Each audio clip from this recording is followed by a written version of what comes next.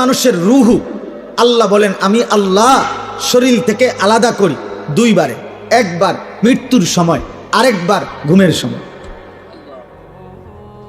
খোদার কসম, এটা কোরআন শরীফের আয়াত। আল্লাহ তাআলা বলেন প্রত্যেকবার আমি আল্লাহ বান্দা যখন ঘুমায়, আমি তো চোখে ঘুম দেই, তো আমি ঘুম দেই মানে রুহুটা আলাদা করে তাকে ঘুম পাড়াইয়া দেই। আল্লাহ বলেন আমি আল্লাহ তার শরীর থেকে তার রুহুকে আলাদা করে দেই। এরপরে আল্লাহ বলেন ফায়ুমসিকুল্লাতি কাযা আলাইহাল মাউতু, এই ঘুমের মধ্যে যদি কারো ব্যাপারে মৃত্যুর সিদ্ধান্ত নিয়ে দেই তো রুহুটা রেখে দেই। ওয়ায়ুরসিলুল উখরা ইলা আজালিম মুসাম্মা, যদি আমি আরো কয়দিন পরে মৃত্যু দেব এই ফয়সালা নিয়ে রাখি তো বারবার রুহুটা ফেরত দেই। এটা আমি আল্লাহর ফয়সালা।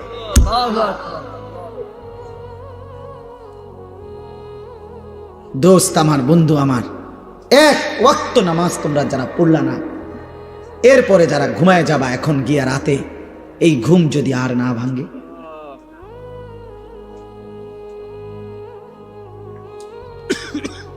এই রুহু যদি আর না ফিরে দেয় মাওলা, তাহলে সারাদিনে নারী, ছবি, গান, বাদ্য, মোবাইলের অশ্লীল দৃশ্য, জিনা ব্যভিচারের ছবি, হারাম রোজগারের ধান্দা, কতজনরে কত গালি দিলেন, মন্দ বললেন, বিড়ি খাইলেন, সিগারেট খাইলেন, কত মিথ্যা বললেন, নাটক দেখলেন, সিনেমা দেখলেন, নারীর অশ্লীল ছবি দেখলেন, আবার একটা ওয়াক্ত নামাজের সেজদাও দিলেন না। এমন নিকৃষ্ট মৃত্যু, আখিরাত কি হবে? ওয়ালাউ তারা ইদিল মুজরিমুনা নাকিসু রুউসিহিম ইনদা রাব্বিহিম, আল্লাহ বলেন বন্ধু আপনি দেখবেন হাসরের ময়দানে কোটি কোটি নাফরমান বান্দা আমি আল্লাহর সামনে মাথাটা নিচের দিকে নুয়ে লজ্জায় অপমানে বেইজ্জতিতে আমি আল্লাহর সামনে মাথা নুয়ে দাঁড়িয়ে আছে। রব্বানা আবসারনা ওয়া সামি'না ফারজি'না না'মাল সালিহান ইন্না মুকিনুন। নাফরমান বান্দা মাথা নুয়ে চোখের পানি ফেলে বলবে আল্লাহ আজ হাসরের ময়দানে দাঁড়িয়ে আমি সব কিছু নিজ চোখে দেখলাম, জান্নাত জাহান্নাম আখিরাত মিজান ফুল সিরাত সব আমি দেখলাম, জাহান্নামও দেখলাম। আল্লাহ আমি সব কিছু কানে শুনলাম, আমি বিশ্বাস করলাম। এবার আমারে একটা বারের জন্য দুনিয়ায় ফেরত যেতে দেন। এবার যদি আপনি আমাকে এই আখিরাত থেকে ফেরত দেন আমি আল্লাহ নেক আমল করব। আল্লাহ বলবেন না বান্দা, বিষয়টা তো এটা না। আখিরাত তো আমি এই জন্য ঘটাবো না যে দুনিয়ায় আবার আসতে দেব। ওয়ালাউ শি'না লাআতাইনা কুল্লা নাফসিন হুদাহা, আল্লাহ বলে বান্দা তুমি কি জানো আমি তো চাইলে দুনিয়াতেই বাধ্য করে সকলকে আমার আনুগত্য করাইতে পারতাম। পারতেন কিনা বলো না ভাইয়া? এই বাপ বলো। আল্লাহ এখানে আমরা সকলকে আল্লাহ তাআলা সেজদা দেওয়াইতে বাধ্য কইরা আল্লাহর পক্ষে সম্ভব? সম্ভব? আল্লাহ চাইলে পারতেন। এই কথা কোরআনে আল্লাহ বারবার বলছে, ওয়ালাউ শাআ রাব্বুকা লাআমানা মান ফিল আরদি কুল্লুহুম জামিআ। আল্লাহ বলে তোমার রব চাইলে জমিনের সব আল্লাহর প্রতি ঈমান আনতে পারত। আল্লাহ বলেন ফালাউ শাআ লাহাদাকুম আজমাইন, আল্লাহ চাইলে সকলকেই হেদায়েত দিতে পারতেন। ওয়ালাকিন হাক্কাল কাউলু মিন্নি, কিন্তু আল্লাহ বলেন আজ হাসরের ময়দানে আমার চূড়ান্ত ফয়সালা, আজকে আমি বান্দা মাফ করব না, আজ আমি বিচার করব। লাআমলা আন্না জাহান্নামা মিনাল জিন্নাতি ওয়ান নাসি আজমাইন, আজ আমি আল্লাহ আখিরাতে কোটি কোটি নাফরমান মানুষ এবং জিন দিয়ে আমার জাহান্নাম পূর্ণ করব। আজ আমি ছাড়বো না বান্দা, আজ হাসরের ময়দান মাফ করব না, আজ বিচার করব। বিচার আজকে জাহান্নাম পূর্ণ করব, জাহান্নাম পূর্ণ করব। কোরআনুল কারীমের মধ্যে আছে আল্লাহ বলবেন ফেরেশতাদেরকে জাহান্নামীদেরকে জাহান্নামে ফেলো, ছুঁড়ে মারো, মারতে থাকো, কিছুক্ষণ পরে, অনেকক্ষণ পরে আল্লাহ বলবেন হালিম তালাতি, জাহান্নামকে আল্লাহ ডাক দিয়ে বলবেন, জাহান্নাম তোমার জায়গা পুড়ছে কিনা? জাহান্নাম বলবে ওয়াতাকুলু হাল মিন মাজিদ, আল্লাহ আরো অনেক জায়গা খালি, আরো নাফরমান দেন, আরো লাগবে, আরো লাগবে, আরো লাগবে। ইয়াউমা তুকাল্লাবু ওয়ুজুহুহুম ফিন্নার, কুরআনুল কারীমের মধ্যে আল্লাহ তাআলা বন্ধু বারবার জাহান্নামের কথা তুলে ধরছেন। বন্ধু, এমন মালিক একবার না, দুইবার না, এমন মালিক একবার বললেই তো ছাড়তো, কিন্তু সেই মালিক শত শতবার, হাজার হাজার বার বলছেন। বিষয়টা আপনি এত মস্কারি ভাবলেন কেন? আল্লাহর কথার এত তামসা মনে করলেন কেন? টেলিভিশনের নর্তকীর কথা এত মানে নিলেন কেন? সমবয়সী বন্ধুর কথা এমন বুঝে ধরলো, সৃষ্টিকর্তা মালিকের কথা কেন তোমার বুঝে ধরলো না? ফুটবল ক্রিকেটের খেলোয়াড়ের কথা তোমার মাথায় ঢুকলো, সংবাদ পাঠক পাঠিকার কথা তোমার খবরে মনে ধরলো, মালিকের কথা বুঝে ধরলো না কেন? বলে কি বলবেন? জাহান্নামের কথা আল্লাহ বেশি মারাত্মক বলছে কোরআনে, ইয়াউমা তুকাল্লাবু ওয়ুজুহুহুম ফিন্নার। এই বান্দা, আল্লাহ বলে দুনিয়ায় তেলাপিয়া মাছ, কই মাছ তোমার ঘরে মহিলা উত্তপ্ত তেলের মধ্যে, কড়াইয়ার গরম তেলে যেমন এক পিঠ একবার চাপ দেয়, আবার উল্টাইয়া আরেক পিঠ চাপ দেয়, খোদার কসম আল্লাহ বলছে বান্দা, তোর একটা একটা গাল, তোর একটা একটা চেহারার এক অংশ ফেরেশতা জাহান্নামের আগুনে এভাবে চাপ দিয়া দিয়া তোরে পোড়াইতে থাকবে, আর তুই শুধু চিৎকার করে বলবি ইয়া লাইতানা আতানাল্লাহ ওয়া আতানার রাসূলা, আয় মাওলা আমার কপাল মন্দ, আমি যদি আল্লাহ রাসূলের আনুগত্য করতাম।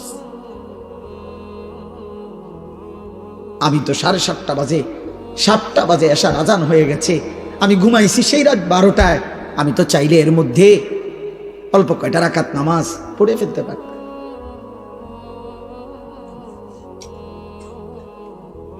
আমি তো জোহরের সময় দুপুরবেলা সজাগই ছিলাম,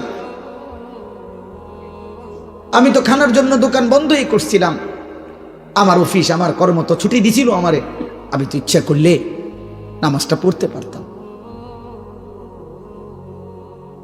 আমি তো পারতাম। হায় আমি কি করলাম! ইয়া লাইতানা আতানাল্লাহ ওয়া আতানার রাসূলা তালফাহু ওয়ুজুহুহুম ফিন্নার ওয়া হুম ফিহা কারিহুন। আল্লাহ বলে বান্দা, জাহান্নামের আগুনে তোমার চেহারা পুরাইতে পুরাইতে একেবারে বিভৎস হয়ে যাবে তোমার চেহারা। জাহান্নামী এত চিৎকার করবে, আল্লাহ বলবে আলাম তাকুন আয়াতি তুতলা আলাইকুম ফাকুনতুম বিহা তুকাদ্দিবুন। তুমি বলো না বান্দা, আমার আয়াত, আমার কথা, আমার কোরআন কি তোমার সামনে পড়া হয় নাই? তুমি তো বারবার মিথ্যা মনে করেছিলে। সেদিন কি মনে নাই আমি কতবার শোনাইছিলাম? একটা বছরে 52 সপ্তাহ জুমার নামাজের ইমাম সাহেব তোমার কি কম বেশি কিছু কথা বলে নাই? তোমার গ্রামে কতবার ওয়াজ হইছে, মাহফিল হয়েছে, কত বক্তা তোমারে কত হাজারি চিৎকার করে কি বলে নাই? কেউ কি তোমারে আখিরাতের কথা শোনায় নাই? কি বলবেন? ওয়ালিল্লাযীনা কাফারু বিরাব্বিহিম আযাবু জাহান্নাম। আল্লাহ বলেন নাফরমান বেঈমানের জন্য জাহান্নামের আযাব। ইযা উলকু ফিহা সামিউ লাহা শাহীকান ওয়া হিয়া তাফুর। আল্লাহ বলে জাহান্নামীকে যখন জাহান্নামে ফেলতে যাবে ফেরেশতা, জাহান্নামী শুনতে পাবে জাহান্নামের আগুন যেন টকবক করে উতরাইতেছে। জাহান্নামের এনে লিখছে তাকাদু তামাইয়াজু মিনাল গাইজ। জাহান্নামী দেখবে জাহান্নামের আগুন যেন রাগে গোসায় ফাইটা ফাইটা যাইতেছে। নবীজি বলছে উম্মত, জাহান্নামের আগুনের গরম এত তীব্রতা হবে, ইয়াহতিমু বাদুহা বাদান, আগুন আরেক আগুনকে, জাহান্নামের আগুন বাকি আগুনকে গিলা গিলা খাইয়া ফেলবে। এক আগুন আরেক আগুনকে গিলা ফেলবে, গিলা। ধোঁয়ার মধ্যে ধোঁয়া ঢোকে, কুয়াশার মধ্যে কুয়াশা ঢোকে, দেখছেন না? কুয়াশা যখন আসে দেখবেন গাড়ির দিয়া তাকাইলে যে কুয়াশার ভিতরে যেন কুয়াশা ঢুকতেছে, মেঘের ভিতরে মেঘ ঢুকতেছে। আল্লাহ নবী বলেন আগুন যেন আগুনের গিল্লা ফেলতেছে, এমন হবে জাহান্নামের আগুন। বন্ধু আমার, ভাই আমার, এত খামখেয়ালি ভাবলেন কেন? আল্লাহর বিষয়টাকে এত খামখেয়ালি মনে করলেন কেন? কেন নামাজ পড়েন না? নওজোয়ান, কিসের উপরে ভিত্তি করে এত কম বয়সে এত গাদ্দার হয়ে গেলা কেন? মুসলমানের বাচ্চা 16 বছর বয়সে এত বড় বেয়াদব হলি কেন? যাদের কপালে নামাজের সেজদা নাই, তোর চাইতে নিকৃষ্ট বেয়াদব, তোর চাইতে অসভ্য এই নওজোয়ান, আসমানের নিচে জমিনের উপরে সেজদাবিহীন যুবক মুসলমানের বাচ্চা, তোর চাইতে বড় বেয়াদব আল্লাহর জমিনে আর কেউ নাই বেটা। তুই নিকৃষ্ট বেয়াদব বেটা, আমি বললাম বেটা। তুই আমার বিরুদ্ধে স্লোগান দিস, আমার বিরুদ্ধে প্রতিবাদ করিস বেটা, বলিস আমি তোকে বেয়াদব বলছি, তোকে অসভ্য বললাম, তোকে গাদ্দার বললাম, তুই মায়ের কলঙ্ক, তুই বাবার কলঙ্ক, তুই ধর্মের অপমান, কোরআনের অপমান, তুই আমার নবীর 23 বছরকে অপমান করলি। আমার নবী যেন বলতেছে উম্মত, আমি আর কত কাঁদলে সেজদা দিতি। আমার নবী বলবে উম্মত, আমি আর কত রক্ত ঝরাইলি। আমার কথা তোমার মনে পড়তো, তুমি শোনো নাই আমি কি পরিমাণ রক্ত ঝরাইছি। আম্মা জান আয়েশা রাদিয়াল্লাহু তাআলা আনহাকে নবীজি বলছে, আয়েশা তুমি জানো না 1.25 লক্ষ নবী রাসূলকে নবুয়তের কাজে যত জুলুম অত্যাচার করা হয়েছে, আমি মুহাম্মদকে তার চাইতে বেশি কষ্ট দেওয়া হয়েছে।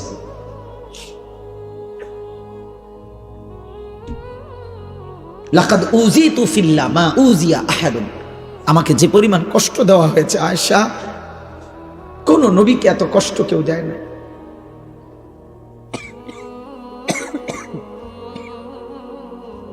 তায়েফের ময়দান থেকে যেদিন নবীজি রক্তাক্ত দেহ নিয়ে ফিরে আসছিলেন, আব্বা সারা শরীর থেকে যখন রক্ত ঝরছে, পায়ের তালু জুতা মোবারক যখন জমাট বাইধা গেছে, জুতা খুলতে পারছিলেন না রক্তের কারণে, হযরত যায়েদ ইবনে হারেসা নবীর পালক পুত্র বলছেন, আমি পারতেছিলাম না জুতা খুলতে, রক্ত এভাবে জমাট বাঁধা। এই রক্ত মাখা দেহ নিয়ে আমরা কিতাবে পড়ছি। রাত্রি গভীর বেলা ওই দিন ফিরে আসার পর মাঝখানে পথিমধ্যে একটা আঙ্গুর খেজুরের বাগানে নবীজি রাত্রে ছিলেন একাকী, এই একজন লোক নিয়ে যায়েদ তাকে সাথে নিয়ে। সেই রাত্রে নবীজি এমন কান্দা কাঁদছিলেন আল্লাহর কাছে, রক্ত মাখা দেহ নিয়ে। আর এই একটা কথা বলছিলেন যে মাওলা ইলা মান তাকিলনি, আল্লাহ আপনি আমারে কার কাছে পাঠাইলেন? আমি এভাবে আপনার কথা বললাম, আমি চাইলাম তাদের হেদায়েত, আমি চাইলাম তাদের জাহান্নাম থেকে মুক্তি, ওরা আমাকে কি পরিমাণ পাথর মারলো। আপনি আমারে কার কাছে পাঠাইলেন? এ কেমন মানুষের কাছে পাঠাইলেন আমারে? এরা আমাকে এইভাবে মারলো। তখন নবীজি একটা কথা শুধু বলছে কাঁদতে কাঁদতে সেই রাত্রে, যে আল্লাহ এই সমস্ত রক্তের প্রতি আমার কোনো অভিযোগ নাই, আমার উম্মতের প্রতি আমার কোনো অভিযোগ নাই, শুধু আমি একটা জিনিস চাই মাওলা, যদি আপনি বলেন যে আপনি আমার উপরে রাগ করেন নাই, ফালা উবালি, তাহলে আমি আর কোনো কিছুর পরোয়া করি না। আপনি শুধু বলেন আপনি খুশি আছেন কিনা, আমি আরো রক্ত দেব মাওলা, আমি আরো ক্ষুধার কষ্ট সইব, আমি আরো রাত ভর চোখের পানি ফেলে কাঁদবো আমার উম্মতের জন্য, বিনিময়ে আমি আমার আপনার সন্তুষ্টি চাই মাওলা। আপনি হলেই আমার সব হবে, আপনি না হলে আমার কিছুই হবে না। এজন্য দোস্ত, নারী দেখে কি কি মজা পাইলা, উলঙ্গ ছবি দেখে কি কি মজা পাইলা, মদের আড্ডায় কি সুখ পাইলা, জুয়ার আড্ডায় কি সুখ পাইলা, জিনার ব্যভিচার আর অসৎ নারীর হারাম সম্পর্কে কি মজা পাইলা। নবী সাল্লাল্লাহু আলাইহি ওয়াসাল্লামের হাদিস শুনেন। আল্লাহর নবী বলেন, মান জানা ওয়া শারিবাল খামরা নাযা আল্লাহু বিনহুল ঈমান কামা ইয়াখলাউল ইনসানু আল কামিসা মিন রাসিহি। নবীজি বলেন, যে জিনা করে এবং মদ পান করে, জিনা যে নারীর সাথে হারাম সম্পর্ক করে, নেশা করে, খোদার কসম নবী বলছে আল্লাহ তার কলিজা থেকে, দিল থেকে আল্লাহ তাআলা তার ঈমান এভাবে বের করে ফেলে, মানুষ যেমন গায়ের থেকে জামা খুলে ফেলে। কি বুঝছেন না? বিশুদ্ধ হাদিস। আমি ব্যক্তিগতভাবে ফালতু কথা বলি না। আল্লাহর নবী বলছেন আল্লাহ তার ঈমান এভাবে খুলে ফেলে। এই নেশাখোরের, মদের আড্ডা, জুয়ার আড্ডা, নেশার আড্ডা, জেনার আড্ডা, এই তিন জিনিস এক ক্ষতি আনে, তিন দাগ। নারী, মদ, গান বাদ্য। যেখানে গানের আসর সেখানে নারীর আসর, সেখানে মদের আসর। যেখানে মদের আসর সেখানে নারীও আছে, গানও আছে। যেখানে নারী আছে সেখানে মদও আছে, গানও আছে। এটা এক ক্ষতি আনে তিন দাগ নাকি একসাথে। এজন্য যে যুবক গানে আসক্ত, ওই নারীতে আসক্ত, ও নেশায়। এই হারামখোর চরিত্র। আপনি বাবা জানেন না, আপনি বাবা জানেন না। ওরে জিজ্ঞাসা করেন, তুই আল্লাহকে সাক্ষী রেখা, তুই যদি আমার হালাল ফুত হয়ে থাকস তো তুই রাত 12টার পরে সকাল পর্যন্ত মোবাইলে কি দেখস? আপনি জিগান, আপনি আপনার ফুতের জিগান, তুই যদি আমার হালাল সন্তান হয়ে থাকস তো তুই কর। আমরা বুঝি না? আপনাদের ছেলেদের চেহারা আপনারা দেখেন, এগুলো আপনাদের সন্তান, আপনাদের ভাতিজা, আপনাদের ভাগিনা, আপনাদের নাতি। যে কয়জন বয়স্ক বাবা আছেন আপনারা বলেন, টিস্যু নাই? জি বলেন, আপনারা বলেন। ওরে বলেন না, ওর চুল এমন কেন? ও মুসলমানের বাচ্চা না? তোর একটাবার জিজ্ঞাসা করেন যে আব্বা তোর দাদার চুল, বাবার চুল, তোর গ্রামের হুজুরের চুল, তোর মসজিদের ইমাম সাহেবের চুল, তোর নবীর চুল, তোর নবীর সাহাবাদের চুল, তোর জামানার আউলিয়া, পিছনের জামানার আউলিয়া, পৃথিবীর কোন ইমানদার মুমিনের চুল, কারোর সাথে তোর চুলের মিল নাই। তুই কোন ধরনের মুসলমান? ওরে জিজ্ঞাসা করে। আপনি কি একবারও জিজ্ঞাইতেন? আপনার কি বিবেকে নাই এটা? আমার বড় ভাই এই চান্দিনা আল আমিন কামিল মাদ্রাসার যিনি প্রিন্সিপাল, আলহাজ হজরত মাওলানা মাহবুবুর রহমান আশরাফি, তো আমার আপন বড় ভাই। বড় ভাই আমার ছাত্র জীবনে আমার মনে আছে একবার 3 বার চুল কাটাইছে আমার, মানে শুধু সামনে পিছনের চুল 19-20 হয়েছে, সামান্য একটু। আবার যা, আবার আইসি ভাই চুল কাটাইছি, তো আবার এমনি এমনি হাত দিয়ে দিয়ে চাইয়ে কইছে না এখন একটু একটু লাগে, সমান হয়েছে না, আবার যা। 3 বারের পরে ভাই বলছে হ এখন হয়েছে, এখন যা বসে কর।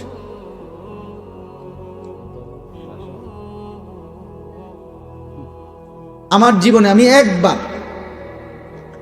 একবার শুধু আমি যখন আলেমে পড়ি, খুব সম্ভব 2001 সালে হবে, এই আমি এরকম পাঞ্জাবির এই সাইডে এম্ব্রয়ডারি করা একটা পাঞ্জাবি কিন্না পিনছিলাম। এই প্রথম যেদিন পড়ছি বড় ভাই, সেটা ধইরা দেখেই টান দিয়া সিরা টুকরা টুকরা করে ফেলছে। দোস্ত আমার, প্রিয় সন্তান, তোমাদেরকে বলি এবার, বাবা, তোমাদের বাবারা তোমাদেরকে এভাবে ছেড়ে দিল কেন? 365 দিনে কোনো দিন একদিনও ফজরের নামাজ পড়লা না, তোমার কি কোনোদিন ভোর হবে না? ফজরের মুয়াজ্জিন কি কোনোদিন তোমারে দেখবে না? ভোরের যেই পাখি জেগে ওঠে সে কি তোমাকে কোনোদিন দেখবে না? সুবহে সাদিকের যে আলো ফুটে, সে আলো কি বলে না আমি কার জন্য ফুটলাম? আমরা মুসলমান না? তা আমাদের আল্লাহ যদি আমাদের পছন্দ না হয়, তা আল্লাহকে ভালোবাসবে কে? কাফেররা। আমাদের নবী সাল্লাল্লাহু আলাইহি সাল্লামকে যদি আমাদেরই পছন্দ না হয়, তো নবীকে ভালোবাসবে কে? বেঈমানরা। আমার নবীর সাহাবাদেরকে যদি আমাদের ভালোবাসা না হয় তো ওনাদেরকে ভালোবাসবে কে? বেঈমানরা। আমাদের কোরআনকে যদি আমরা ভালো না বাসি তো এটা ভালোবাসবে কে? বেঈমানরা। আমাদের ইসলামকে যদি আমাদের পছন্দ না হয় বাবা তো এটা পছন্দ করবে কে? বেঈমানরা। বলে বলেন কেন নামাজ পড়বেন না? যারা ব্যবসা করেন, দোকানদারি করেন, কি বেশি দোকানদারি কি করছেন? সামান্য একটা দোকান চালাইতে গিয়ে এক ওয়াক্ত নামাজ পড়েন না, একটা অটো চালাইতে গিয়ে এক ওয়াক্ত নামাজ পড়েন না। আরে গাদ্দার, মাত্র একটা অটো চালাই আল্লাহর সাথে এত বড় গাদ্দারি, তুমি বিমান চালাইলে কি করতা? তো শক্ত গাদ্দার, বুঝেন না আপনার কথা? সামান্য একটা অটো চালায় এই গাদ্দারে এক ওয়াক্ত নামাজ পড়ে না, এই গাদ্দার বিমান চালাইলে কি করত? একটা সিএনজি চালায় সামান্য, দিন শেষে টাকা 500, মাত্র 500 টাকা নাহলে 1000 টাকা, মাস শেষে নাহলে 25,000 টাকা কামাই করছে, মাত্র 25,000 টাকার নাফরমান এত অহংকারী, এত বড় আসমানওয়ালাকে বৃদ্ধাঙ্গুলি দেখায়। এই জন্য ইমাম গাজালি রহমতুল্লাহ বলছে এই পৃথিবীতে সবচেয়ে অহংকারী নাফরমান কে? যে দুনিয়াতে একে তো মিসকিন ফকির, আবার আল্লাহর নাফরমান, সে বড় অহংকারী। ফকির মুতাকাব্বির, বুঝছেন না হিসাবটা? একে তো কি অভাবী, অথচ তবু আল্লাহকে কি দেয় না? সেজদা দেয় না। এর ধনাঢ্য ব্যক্তির চাইতো বড় গাদ্দার। হয়তো ভুলে গেছে 100 কোটি টাকা পাইয়া, তোমার সমস্যা কি? হয়তো 1000 কোটি টাকা পাইয়া আল্লাহকে ভুলে গেছে, ও তো 10টা বাড়ির মালিক হয়ে আল্লাহকে ভুলে গেছে, ও তো 10টা মেল ফ্যাক্টরির মালিক হয়ে আল্লাহকে ভুলে গেছে। তুমি না ফরমান ভুললা কেমনে? তুমি তো দিন আইনা দিন খাও, তবুও কি আল্লাহরে মনে করো না কেন তুমি? অথচ নবী সাল্লাল্লাহু আলাইহি সাল্লাম কতটা খুশখবরি দিছিলেন যে আমার উম্মতের ফকির ইমানদার, আমার উম্মতের ধনী ইমানদারের 500 বছর আগে জান্নাতে চলে যাবে। সুবহানাল্লাহ।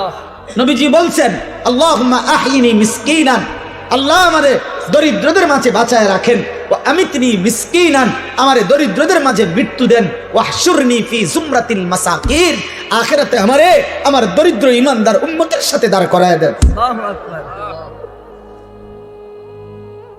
নবী তো অভাবীকে বলে নাই। আল্লাহর নবী সাল্লাল্লাহু আলাইহি সাল্লাম আমরা কিতাবে পড়ছি, নবীজির ঘরে আম্মা জান আয়েশা রাদিয়াল্লাহু তাআলা আনহা বলছেন 3 মাস লাগাতার চুলায় আগুন জ্বলে নাই। কয় মাস? কোন বিবির ঘরে 9 জন স্ত্রী একসাথে ছিলেন। রাআইনা হিলালান সুম্মা হিলালান সুম্মা হিলালান মা আওকাদাত ফি আবিয়াতি রাসূলিল্লাহ নারুন। নবীর কোন বিবির ঘরে 3 চাঁদে 3 মাসে চুলায় আগুন জ্বলে নাই। 3 মাস পর্যন্ত কোনোদিন রান্না করা খাবার নবী এবং নবীর বিবিরা খান নাই, শুধু খেজুর পানি খাইছেন। 14 দিনও পেটে পাথর বাঁধছেন, ক্ষুধার কষ্ট সয়েছেন। কেন? এটার একটা হিকমত কিতাবে লিখছে। এটার একটা কারণ এটা, আল্লাহ চাইলে বন্ধুকে 3 বেলা পূর্ণ খাবার খাওয়াইতে। এই ছেলে, হাইসো না মাঝখানে, উঠে যাও আব্বা। এই খামখেয়ালি বেটা, ওঠ বেটা এখান থেকে, কোন অপদার্থ বইসো না, সাবধান, নিষেধ করলাম আমি। কিন্তু আমি সবার সমর্থন চাই না, আমি আখিরাত চাই। আমি ভোটের জন্য আসি নাই যে সকলের সমর্থন দরকার, লাগবে না আমার। আখিরাত দরকার, আখিরাত সওয়াব দরকার, নেকি দরকার, আমারও আপনারও। মনে রাখবো আব্বা, আমি যত কথাই আমরা বলি, হেদায়েত মূলত আল্লাহর হাতে, পরিবর্তন মূলত কার হাতে? আল্লাহর হাতে। এটা নবীজিকে আল্লাহ আগে বলে রাখছে, বন্ধু দাওয়াত দিবেন আপনি, লোক নিমু আমি। দাওয়াত দিবেন আপনি, লোক নেব কি আমি। আপনি দাওয়াত দেন সবাই রে, যে দূর লোক লাগে, যে কয়জন সাহাবী লাগবে ইসলামের জন্য, ইমানের জন্য, কালেমার বিজয়ের জন্য, এটি আমি নেব। এই জন্য নবীজি আবু বকরকেও দাওয়াত দিছে, আবু জাহেলকেও দাওয়াত দিছে, ওমরকেও দাওয়াত দিছে, আবু লাহাবকেও দাওয়াত দিছে, উসমানকেও দাওয়াত দিছে, উতবাকেও দাওয়াত দিছে, আলীকেও দাওয়াত দিছে, শাইবাকেও দাওয়াত দিছে। আপনি যেই কোনো হুজুর রেজি গায়েন, 8 জন মানুষের নাম বলছি আমি এখন। এই 8 জনই একই বংশের, কুরাইশ বংশের, এক এলাকার, এক মহল্লার। আল্লাহ বলছে, বন্ধু আবু বকরকে আমি নিলাম, আবু জেহেলকে নিলাম না, ওমরকে নিলাম, আবু লাহাবকে নিলাম না, ওসমানকে নিলাম, উতবাকে নিলাম না, আলীকে নিলাম, সাইবাকে নিলাম না। এদেরকে কেন নিলেন? আমার ইচ্ছা। এদেরকে কেন নিলেন না? আমার ইচ্ছা। কার ফয়সালা? তবে দাওয়াত দেন সবাই, আমগো জিম্মাদারি এটা। বলতে থাকি আমরা, কবি ইধার কবি উধার, कभी अर्श पर कभी जमीन पर, कभी उनके दर कभी दर बदर, गमे आशिकी तेरा शुक्रिया मैं कहाँ कहाँ से गुजर गया, कभी हो रास्तों में तन्हा कभी हो गुरूद सहरा, मैं जुनू का हम सफर हो मेरा कोई घर नहीं है। আল্লাহর দিকে যে ডাকে তার কোনো ঘর হয় না, উম্মতের দুয়ারই তার ঘর, তার কোনো হিসাব কিতাব নাই। হ্যাঁ, এজন্য ভাইয়া পরিবর্তন তো আল্লাহ করবে, হেদায়েত তো আল্লাহ দিবে, আল্লাহ দিবে। ফাইন্নাল্লাহা ইউদিল্লু মান ইয়াশা ওয়া ইয়াহদি মান ইয়াশা ওয়া লা তাযহাব নাফসাকা আলাইহিম হাসারাত। নবীজিকে আল্লাহ বলছে, বন্ধু শুনেন, সাফ সাফ কথা, পথভ্রষ্ট যারা হবে আমার ইচ্ছায়, হেদায়েত যারা পাবে আমার ইচ্ছায়। আপনি নির্দিষ্ট একজন কারো জন্য আফসোস করতে করতে জীবন শেষ করে দিবেন না, আপনি মেহনত করতে থাকবেন। আপনি কি করতে থাকবেন? এই জন্য আবু তালেবকে নবী এত চেষ্টা করছেন, ফালাম ইয়াজাল রাসূলুল্লাহ ইয়ারিদুহা আলাইহি ওয়া ইউঈদুহু তিলকাল মাকালা। নবীজির ইন্তেকালে, বুখারীর riwayat, নবীজির ইন্তেকালের সময় নবীজি তার চাচা আবু তালেবকে বলতেছিলেন, কুল লা ইলাহা ইল্লাল্লাহ কালিমাতান আশহাদু লাকা বিহা ইনদাল্লাহ। চাচা একবার বলেন লা ইলাহা ইল্লাল্লাহ, আমি ভাতিজা মুহাম্মদ আমার আল্লাহর সামনে আখিরাতে আপনার জন্য সাক্ষী দেব। নবীর এই পাশে, আরে আবু তালেবের এই পাশে তখন উমাইয়া ইবনে খালফ আর আবু জাহেল, এই দুই বেঈমান বসা ছিল। এরা সমবয়সী। এই আবু তালেবের উমাইয়া বলতেছিল, আতারগাবু আম মিল্লাতে আব্দুল মুত্তালিব। এই আবু তালেব দোস্ত, তুই বুঝি তোর বাবা আব্দুল মুত্তালিবের ধর্ম ছেড়ে দিবি? তুই বুঝি মূর্তি পূজা ছেড়ে দিবি এই মৃত্যুর মুহূর্তে? তো হাদিসে লিখছে, আল্লাহর নবী বলেন লা ইলাহা ইল্লাল্লাহ, বলেন না চাচা। উমাইয়া বলতেছে, আব্দুল মুত্তালিবের দিন কেমনে ছেড়ে দিবি? এই ঠেলা ঠেলির মধ্যে হাত্তা মাতা ওয়ালাম ইয়াকুল লা ইলাহা ইল্লাল্লাহ। আবু তালেবের মৃত্যু হয়ে গেল, কিন্তু সে লা ইলাহা ইল্লাল্লাহ বলে না।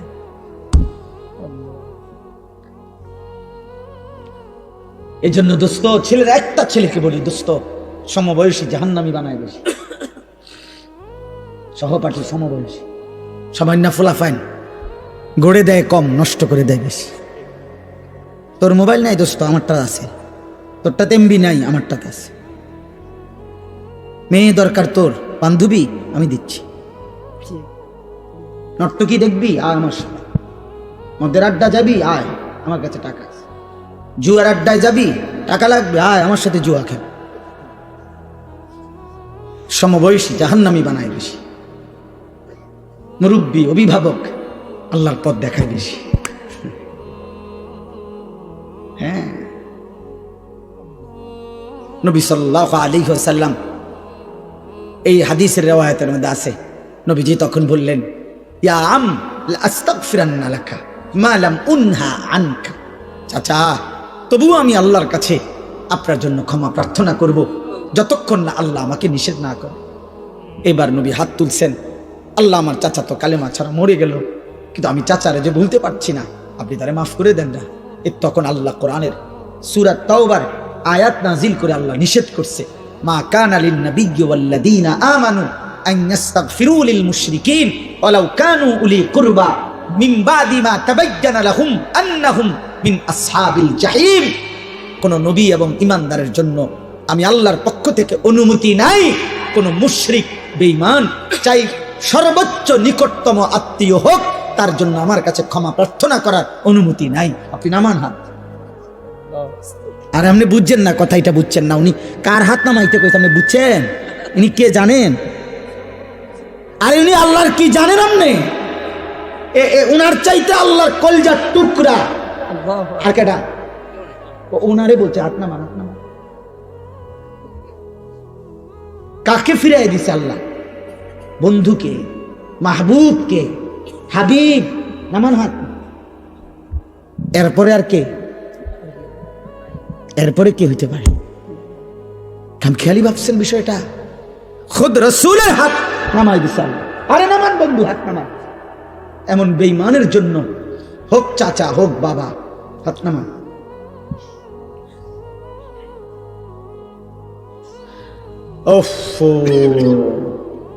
কেমনে বললে বুঝবেন? এজন্য এক বাবার জীবনের শেষ তামান্না স্ত্রী সন্তানকে জাহান্নাম থেকে বাঁচানোর চেষ্টা। এক সন্তানের শেষ তামান্না, শেষ আকাঙ্ক্ষা বাবা মা তাদেরকে জাহান্নাম থেকে বাঁচানোর চেষ্টা। আমরা দুদিকেই আমরা চরম ভাবে অবহেলা। আমাদের বাবা মার ফিকির আমার জীবনের শেষ তামান্না। সন্তান বিবি বাচ্চার ছেলে মেয়েগুলোর বিয়ে শাদী বিল্ডিং এর কাম শেষ করে দাও। সন্তানের শেষ তামান্না আব্বা মারে কোগা যাক তো কইতে পারবো আমি খাওয়াইয়া দিছি আব্বারে, আমার নিজ হাতে শেষবারের মতো খাবাইয়া আব্বারে কবর দিছি। শেষ তামান্না পূরণ হয়েছে। ভাত কতটি খাবাই দিছে আব্বারে, ভাতের থালা আপেল। তো আব্বা কইতে পারবো আমি হাসতে গেল, আমার আব্বা কইতে পারবো আমি ফুত হিসাবে আব্বারে শেষবারের মতো আঙ্গুর খাওয়াইছি। শেষ তামান্না।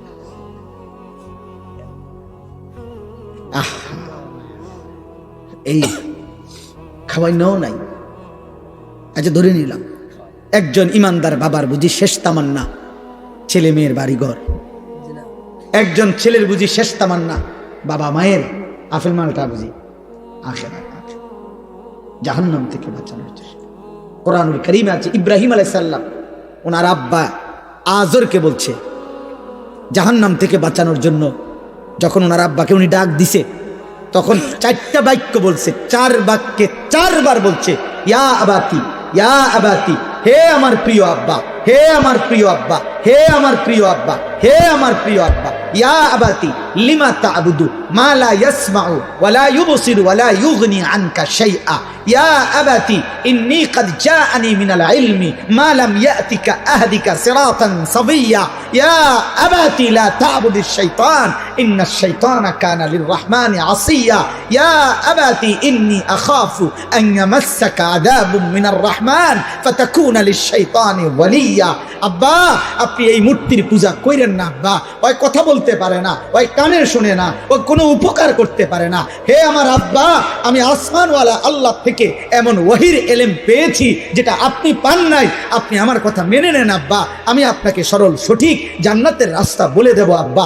হে আমার আব্বা, আমি আপনাকে অনুরোধ করছি আপনি শয়তানের গোলামি কইরেন না রে আব্বা, শয়তান আল্লাহর দুশমন রে বাবা। হে আমার আব্বা, আমি ভয় করছি ঈমান ছাড়া যদি কবরে যান আল্লাহর আযাব আপনাকে খুব বেশি পাকড়াও করবে, আপনি তখন জাহান্নামে শয়তানের সঙ্গী হয়ে থাকবেন। সব কোরআনের আয়াত কিনা?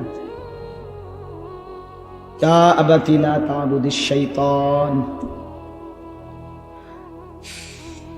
বলেন এক সন্তান তার বাবাকে বাঁচাইতে জাহান্নাম কি পরিমাণ বলছে, এক কথা বারবার কইছে ইয়া আবাতি, ইয়া আবাতি, ইয়া আবা। আব্বা আব্বা আব্বা আব্বা বলেন না, আপনি বলেন না, বলেন। 950 বছর পরে আল্লাহ বলে দিছে ওয়া উহিয়া ইলা নূহিন আন্নাহু লান ইউমিনা ইল্লা মান ক্বাদ আমানা ফালা তাবতাইস। 950 বছর পরে আল্লাহ নূহ নবীকে বলছে যে হে নবী নূহ, আর কেউ ঈমান আনবে না, অতএব তুমি আর হতাশ নিরাশ হইও না, আর আহাজারি করো না। তুমি এবার তোমার অনুসারীদেরকে নিয়ে তুমি বাহনে উঠো, আমি বাকিদেরকে তুফান দিয়ে শেষ করে দেব। কথাটা বুঝছেননি? কে ফয়সালা ঘুনাইছে? কে? আর কি হবে না? আর কেউ ওহিয়া ইলা নূহিন আন্নাহু লান ইউমিনা ইল্লা মান ক্বাদ আমানা। আর হবে না। তবুও যেদিন নৌকা ছেড়ে দেয়, তুফানের পানি উঠছে, তো উনি তো জানে আর কেউ ঈমান আনবে না। খোদার কসম কোরআনে লিখছে, কোরআনে আল্লাহ বলছে, তবুও তিনি ওনার সন্তান, এক বাবা তার সন্তান কেনানকে ওই সময়ও আবার বলছে ইয়া বুনাইয়ারকাম মা'না ওয়ালা তাকুম মা'আল কাফিরিন। বাপ আমি জানি রে বাপ, আল্লাহর আযাব তুফান শুরু হয়ে গেছে।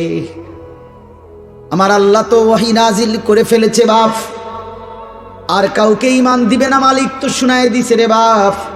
কিন্তু হে আমার ছেলে, আমি বাপ হয়ে আমি তো এখনো মানতে পারছি না আমার সন্তান কেমনে জাহান্নামের আগুনে জ্বলবি। এজন্য আয় না বাপ, শেষবারের মতো বলছি, ইয়া বুনাইয়ারকাম মা'না, হে আমার প্রিয় সন্তান আমাদের সাথে উঠে পড়ো। ওয়ালা তাকুম মা'আল কাফিরিন, আর এক সেকেন্ডের জন্য কাফের বেঈমান নাফরমানদের সঙ্গে থেকো না। কুরআনুল কারীমের মধ্যে আছে ওয়াহালা বাইনাহুমাল মাউজু ফাকানা মিনাল মুগরাকিন। কিছুক্ষণ পরে ঢেউ এসে নূহ আলাইহিস সালামের ছেলে বেঈমানকে একটা ধাক্কা দিছে। এবার নূহ আলাইহিস সালামের ছেলে ডুবে যাচ্ছে। যখন একদম ডুবে যাচ্ছে, নূহ আলাইহিস সালামের হাত ছাড়া হয়ে গেছে। এবার আর ছেলে কোনো কথা শুনতে পাচ্ছে না। এবার নূহ নবী তবুও হতাশ না হয়ে জাহান্নামের আগুন থেকে ছেলেকে বাঁচাবার জন্য, বাবার একটাই ফিকির আমার ছেলেকে কেমনে বাঁচানো যায় জাহান্নাম থেকে। তো এবার আসমানের দিকে দুই হাত তুলে আল্লাহকে বলছে, রব্বি ইন্না বিনি মিন আহলি, আল্লাহ ডুবে যাচ্ছে যে এটা আমার ছেলে, আমার বংশধর, আমার রকিমা লাইসা লাকা বিহি ইলমুন ইন্নী আইযুকা আন তাকুনা মিনাল জাহিলিন। আল্লাহ বললেন, নূহ যেই বিষয়ে তোমার পূর্ণ জ্ঞান নাই, তোমাকে না আমি বলেছি আমি ঈমান দেব না, তবুও তুমি চাইলা কেন, হাত উঠাইলা কেন, হাত নামাও। বড় শক্ত কথা বলে ফেলছে আল্লাহ নূহ নবীকে। আল্লাহ বললেন, নূহ নবী তুমি তো আমার নবী, নবী হয়ে এত বড় ভুল করছো কেন? বেঈমানের জন্য হাত উঠাচ্ছ কেন? আমার ওয়াহির পরে আবার চাচ্ছ কেন? জাহান্নামের আগুন থেকে ছেলেকে বাঁচাইতে চাচ্ছ কেন? আমি তোমাদের ইন্নী আইযুকা আন তাকুনা মিনাল জাহিলিন, আমি তোমাকে ভুল করা থেকে সতর্ক করছি, এমন ভুল নবী হয়ে তুমি করতে পারো না। এরপরে নূহ নবী হাত ফেলে দিছে। হাত ফেলে দিয়ে এবার বলছে, আমার এটা ঠিক হয় না, আল্লাহ না আমারে ওহী জানাইলো, আর ঈমান দিবে না। আমি কেন চাইলাম সন্তানের ভালোবাসায়, এক বাবার ফিকির এটা, খোদার কসম আব্বা বিল্ডিং এর ছাদ ঢালাই না, জাহান্নামের আগুন থেকে বাঁচানোর চেষ্টা। আপনারা ওই বাপ আলাদা ঘুমান, ছেলেদেরকে আলাদা ঘুমান, আপনারা আলাদা হন। আপনারা বাবা মায়ের মুসলমান পরিবারের সম্পর্ক তো ছিল এটা, বাবার জীবনের শেষ চেষ্টা হবে ছেলেকে নামাজি বানানো। আপনারা কেন ছেড়ে দিলেন এটা? কেন ছেড়ে দিলেন? কুরআনুল কারীমে আছে নূহ নবী তখন হাত ফেলে দিয়ে এবার আল্লাহর কাছে মাফ চাইছে, আল্লাহ আমি খেয়াল করতে পারি নাই, আমি সন্তানের ভালোবাসায় বাপ হিসাবে জাহান্নামের আগুন থেকে সন্তানকে বাঁচাবার জন্য অস্থির হয়ে গেছিলাম, আপনি আমারে মাফ করে দেন। ওয়া ইল্লা তাগফিরলি ওয়া তারহামনি আকুম মিনাল খাসিরিন, আপনি যদি আমারে মাফ না করে দেন, দয়া না করেন, আমি নবী হয়েও ক্ষতিগ্রস্তদের অন্তর্ভুক্ত হব। শেষ কথা আমার, এবার শুধু তর্জমা শুনে যে কি বাকি। জি জি, হযরত আয়েশা রাদিয়াল্লাহু তাআলা আনহাকে জিজ্ঞেস করছে, আমার ভাই ডাক্তার শওকত জিজ্ঞেস করতে চাচ্ছে, আমার সাথে আসছে শওকত ভাই, তো জিজ্ঞেস করছে 3 মাস আপনাদের চুলায় যে আগুন জ্বলে নাই, আপনারা কেমনে ছিলেন? ফামা আইশুকুমা, আপনাদের সংসার চলছে কেমনে? আইশুকুম, তখন তিনি বলছে খেজুর আর পানি, পানি আর খেজুর, পানি আর খেজুর। 3 মাস 3 মাস। তো আল্লাহর নবী সাল্লাল্লাহু আলাইহি সাল্লামের এই কথাটা আমি গুরুত্বপূর্ণ যে ওলামায়ে কেরাম এটার একটা হিকমত বলছে যে নবীর ঘরে 3 মাস আগুন জ্বলে নাই, রান্না করা কোনো খাবার পান নাই, ক্ষুধার কষ্টে তিনি পেটে পাথর বাঁধছেন 14 দিন। কেন এমন করলেন আল্লাহ? আল্লাহ চাইলে উনাকে তো নিয়মিত খানা খাওয়াইতে পারতেন, কথা বলে না, আরে বলেন না, পারতেন তো কেন এমন অভুক্ত রাখলেন?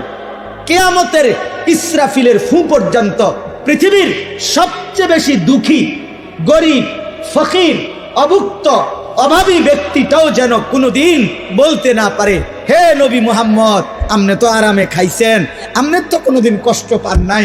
আমনে যদি আমার মতো একবেলা উপাস থাকতেন তাইলে না বুঝতেন ক্ষুধার কষ্ট বেশি নাকি আল্লাহর ইবাদত করা উচিত। আমনে তো সুখে তাইকে সুন্দর সুন্দর কথা বলে গেছেন। আল্লাহ বলছি, উম্মা বান্দা, আমি আমার বন্ধুরে এত বেশি পরিমাণ অভুক্ত রাখছি, এর চাইতে বেশি অভুক্ত তোমাদেরকে রাখবো না, যেন তোমরা আমার নবীর উপরে এই কথাটাও কোনোদিন বলতে না পারো।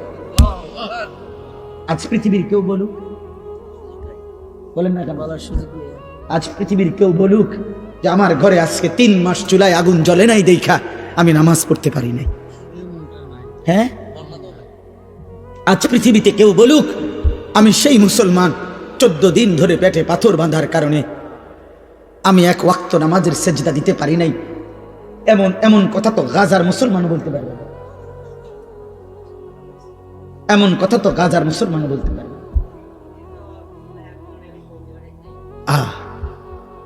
বলেন চাচা, বুঝছেন নি হিসাবটা? মাশাআল্লাহ, শওকত ভাই গুরুত্বপূর্ণ কথা মনে করাই দিছে। অর্থাৎ কেন কোন উম্মত যেন আমরা বলি না অনেক সময়, ও রাহেন সুখে থাকলে এরকম লম্বা লম্বা কথা কম যায়। হ্যাঁ, আমার মতো অভাবে পড়তেন তাই না বুঝতেন। আল্লাহ বলছেন, নবী বলবেন উম্মত আমার চাইতে বেশি অভাবী ছিল আমার কোন উম্মত বলো, আমার চাইতে বেশি অভাবী ছিল আমার কোন। এই জন্য সাহাবারা আপনারা শুনছেন না, ওনারা এই খন্দকের যুদ্ধের সময় একটা পাথর বাঁধা পেট ক্ষুধার কষ্টে নিয়ে যখন নবীজির সামনে আসছেন, ইয়া রাসূলুল্লাহ ক্ষুধার কষ্টে পেটে একটা পাথর বাঁধছি, আল্লাহর নবী তখন নিজের চাদর সরাইয়া মুখে কিছু না বলে দেখাইলেন। সাহাবীরা দেখলেন যার কাছে অভিযোগ করতে আসছেন তার পেটে 2টা পাথর, এবার তারা ফিরে চলে গেছে। উত্তর তো ওইখানেই দেখা যায়, আর মুখে কি বল। অতএব আজকে এই রাত গভীরে আমি আমার আয়াতটার তর্জমা এটাই শুধু বলতে চাই, আমরা যদি প্রত্যেকে এখানে এই কথাটাই বলতে গেছিলাম যে আমি আমার জায়গায় দাঁড়িয়ে, যুবক ভাই তুমি তোমার জায়গায় বসে, বয়স্ক বাবা আপনি আপনার জায়গায় বসে একটাবার 30 সেকেন্ড আপনারা বলেন, ভেবে দেখেন আমার জীবনে গুনাহ বেশি না নেকি বেশি? বলেন সবাই বলেন। না না না ভাইবা কোন নলে মাইক বন্ধ থাক। 30 সেকেন্ড বলো না যুবক ভাই, তোমরা বলো। 30 বছরের নিচে যাদের বয়স তোমরা হাত উঠাও। 30-এর নিচে যাদের বয়স হাত উঠাও। হ্যাঁ কও, হাত উঠে কও, গুনাহ বেশি না নেকি বেশি? আবার বলো না ভাই, হাত নেই। তাইলে যদি চোখ বন্ধ করি তো আখিরাত কি হবে? যদি আজ মরে যাই আখিরাত কি হবে? যদি কবরে যাই মহান আল্লাহর সামনে কি বলবো? অতএব আল্লাহ বলে, ঠিক আছে বান্দা, গুনাহ বেশি তুমি যদি বুঝে থাকো আমি তোমার সুযোগ দিতে চাই। সুবহানাল্লাহ, অনেক গুনাহ হয়ে গেছে তো শোনো, আমার সুযোগ শোনো। রাসূলুল্লাহ সাল্লাল্লাহু আলাইহি সাল্লামের কাছে মদিনায় কয়েকজন লোক আইসা বলছিলেন, মুহাম্মদ আমরা তোমার কালেমা পড়তে চাই, কিন্তু তুমি একটা বিষয় একটু জানতে চাই, সেটা হলো আমরা শুধু শিরিক করছি এটা না, আমাদের গুনাহ পাপ অনেক বেশি। আমরা জিনা করেছি কি পরিমাণ হিসাব নাই, মদ খাইছি কি পরিমাণ হিসাব নাই, চুরি করেছি কি পরিমাণ হিসাব নাই। মুহাম্মদ এত বেশি পরিমাণ গুনাহ আমরা পাপ করেছি, আমাদের আইডিয়ায় বলে তোমাদের আল্লাহ এত বেশি মাফ করবে না। তুমি আল্লাহকে একবার জিজ্ঞাসা করো যে তিনি আমাদের এত বেশি পরিমাণ রাশি রাশি পরিমাণ গুনাহ মাফ করবেন কিনা, আল্লাহকে বলতে বলো। তখন আল্লাহ বন্ধুকে জানায় দিলেন, বন্ধু আপনি বলেন, কুল ইয়া ইবাদিয়াল্লাযীনা আসরাফু আলা আনফুসিহিম, আমার বান্দারা গুনাহ করতে করতে জীবনটাকে যদি শেষ করে ফেলো, একেবারে সীমাতরিক্ত করে ফেলো, গুনার মধ্যে যদি ডুবে যাও, যদি চোখ বন্ধ করিলে নেকির বলতে কিচ্ছু নাই, গুনাহ ছাড়া আর কিছু যদি চারিদিকে দেখতে না পাও, তবুও যদি হায়াত থাকতে যদি অনুভূতি আসে, বিবেক জাগে, আখিরাতের ভয় লাগে, জাহান্নামের ভয় লাগে, কবরের ভয় লাগে, তো তুমি আর কোনো দিকে যাইও না। লা তাকনাতু মির রাহমাতিল্লাহ, আমার রহমত থেকে নিরাশ হইও না বান্দা। রাত গভীরে কিংবা দিনের আলোতে যখনই মনে পড়বে আমাকে, যখনই ভুল বুঝবে তুমি একবার চোখ বন্ধ করে এক ফোঁটা চোখের পানি ফেলে গুনাহ ছেড়ে দেওয়ার নিয়তে আর করবা না ওয়াদা দিয়ে, লজ্জিত আর অনুতপ্ত হয়ে আমি আল্লাহর কাছে তওবার নিয়তে একটাবার চিৎকার দিবা, আমার একবার ডাক দিবা আর বলবা, মাওলা আমি মাফ চাইছি, আমারে মাফ করে দিবেন। ইন্নাল্লাহা ইয়াগফিরুয যুনুবা জামিআ, আমি আল্লাহ রাশি রাশি গুনাহ একবারে মাফ করে দেব। সুবহানাল্লাহ, যা মাফ। ইন্নাহু হুয়াল গফুরুর রহিম। কেন মাফ করব না? আমি না গফুর? আমি তো ভীষণ ক্ষমাশীল, আমি তো খুব বেশি দয়াবান। আল্লাহ বলেন আমি মাফও করব, দয়াও করব। তুমি আমার কাছে আইসো বান্দা। কার কাছে? আল্লাহর কাছে। তাইলে ওয়া আনিবু ইলা রাব্বিকুম ওয়া আসলিমু লাহু, এই যে এরপরের আয়াত, আল্লাহ বলেন তোমরা সমস্ত গুনাহ নিয়ে তওবা করে আমার কাছে ফিরে আসো, এবং আমি আল্লাহর কথার এখন থেকে গুনাহ ছেড়ে দিয়ে আমার নতুন করে আমার কথার আনুগত্য করো, আমি আল্লাহ মাফ করে দেব। এই জন্য নিয়ম হলো তওবা মানে পিছনের গুনাহ ছেড়ে দেওয়া, নতুন করে আল্লাহর দিকে ফিরে আসা। ও আসলিমু লাহু, নতুন করে যখন যার যখনই বুঝ আসে এখন থেকে আমল আবার শুরু করে দেওয়া। আল্লাহ বলেন মিন ক্বাবলি আন ইয়াতিয়াকুমুল আযাবু, আযাব আসবার আগে আগেই আনুগত্য শুরু করে দাও, আমার কাছে ফিরে চলে আসো। কেন? আযাব আসলে সুম্মা লা তুনসারুন, আর তোমাকে সাহায্য করা হবে না। আযাব কি? আযাব হলো নাফরমানের মৃত্যু। তাফসীর মধ্যে আছে নাফরমান তোমার মৃত্যু আসার আগে আগেই তুমি তওবা করে ফেলো, আমার কাছে ফিরে আসো, নতুন করে আবার আনুগত্য শুরু করে দাও। ওয়াত্তাবিউ আহসানা মা উনজিলা ইলাইকুম মির রাব্বিকুম, তোমার নিকট আমি আল্লাহর পক্ষ থেকে এই যে কোরআন শ্রেষ্ঠতম কিতাব নাজিল করা হয়েছে, এটাকে এখন থেকেই অনুসরণ শুরু করো। মিন ক্বাবলি আন ইয়াতিয়াকুমুল আযাবু বাগতাতাম ওয়া আনতুম লা তাশউরুন, আল্লাহ তাআলা বলেন, আবারও বলছি, মৃত্যু আসবে হঠাৎ করে, তুমি টেরও পাবে না তার আগে আগে। মৃত্যু আসবে কখন? হঠাৎ করে। কখন? হঠাৎ করে, তুমি টেরও পাবে তার আগে আগেই তওবা করো। অতএব আজকে এই রাত গভীরে আমি আমার সবটুকু দিয়ে আপনাদের কাছে অনুরোধ করলাম, প্রিয় কিশোর, প্রিয় যুবক, আমার জীবনের একটা স্বপ্ন আপনাদের কাছে, আমার আর এই 2 মিনিট কথা, আমার জিন্দিগির একটা স্বপ্ন। আমি আজকে 10 বছর, 2016 সাল থেকে 2025 সাল, 10 বছর আমার একটা মাদ্রাসা, কুমিল্লা ক্যান্টনমেন্ট ময়নামতি সাহেবের বাজার, এইখানে আমার মাদ্রাসাটা। আলহামদুলিল্লাহ, মাদ্রাসায় 500 জন, 494 জন ছাত্র আছে, এখন 34 জন শিক্ষক কর্মচারী আছে। হেদায়েতুন নাহু পর্যন্ত আমাদের কওমি মাদ্রাসার জামাত আছে, নুরানি, নাজেরা, হিফজখানা আছে। আমি এই 10 বছরে সবসময় আমার, বিশেষ করে আজকে 3-4 বছরে আমার হৃদয়ের একটা বড় স্বপ্ন ছিল যে আমি বাচ্চাদের এই যে মাদ্রাসাটা চলতেছে, এটা তো চলতেছে, সাথে পৃথক আরেকটা মাদ্রাসা করতে চাই, যেই মাদ্রাসাটার উদ্দেশ্য হলো যে সারা বাংলাদেশের স্কুল, কলেজ, ইউনিভার্সিটিতে যত কিশোর যুবক মুসলিম পড়ে, ওদের যার যখন সময় হয়, যেটুকু সময়, ওই সময় সে আসবে আমাদের এখানে, কিছু সময় নিয়ে প্রয়োজন পরিমাণ কিছু দ্বীনি বিষয় শিখবে। ওযু, নামাজ, সূরা, কেরাত, দোয়া, কালাম, রুকু, সেজদা, হোক একটা, হোক 2টা, হোক 1 ঘন্টা, হোক 10 ঘন্টা, যার যখন সুযোগ হয়, এবং অন্যান্য বয়সীও একের যেই কোনো উচ্চ শিক্ষিত, নিম্ন শিক্ষিত, কুলি, দিনমজুর, ঠেলাওয়ালা, প্রত্যেকেই যেন আসতে পারে, শিখতে পারে। আমি এরকম একটা পৃথক মাদ্রাসা, আলাদা শিক্ষক কর্মচারী রেখে ওইখানেই আলাদা ভবন, আলাদা ব্যবস্থাপনায় করতে চাচ্ছি। আমার স্লোগান হইল, যে আসবে যখন, দিন শিখবে তখন, যার সময় যতক্ষণ, দিন শিখবে ততক্ষণ, যে যতক্ষণ পড়ে, এতটুকুই। এই আশায় আমি একটা বড় জায়গা কিনছি, ওইখানে 118 শতক জায়গা, একসাথে প্রায় 2.5 কোটি টাকার উপরে জায়গাটার দাম। এই জায়গা আপনার কিনছি এই আশায় যে যেন আমি আপনার একটা পৃথক বড় মাদ্রাসা করতে পারি। এই মাদ্রাসার জন্য আপনাদের কাছে আমি দোয়া চাই, নওজওয়ানদের জন্য। আলহামদুলিল্লাহ, এই বছর 2025 সাল রানিং বছরে আমরা এই পর্যন্ত 2 বারে আমাদের মাদ্রাসার প্রথম সাময়িক পরীক্ষার বন্ধে, দ্বিতীয় সাময়িক পরীক্ষার বন্ধে, 2 বারের বন্ধে 3 দিন করে 6 দিনে আমরা মোট বরাবর 500 জন স্কুল কলেজের ছেলেকে 3 দিন রাইখা প্রতিদিন 11 ঘন্টা করে 3 দিনে 33 ঘন্টা, মোট 2 বারে আপনার ওযু, নামাজ, সূরা, কেরাত, দোয়া, কালাম, রুকু সেজদা এগুলো শিখাইছি আলহামদুলিল্লাহ। প্রায় 32 জন শিক্ষক তারা থেকে দিবানিশি বাচ্চাদেরকে শিখাইছে। এটা আমরা সারা বছরের জন্য করতে চাচ্ছি।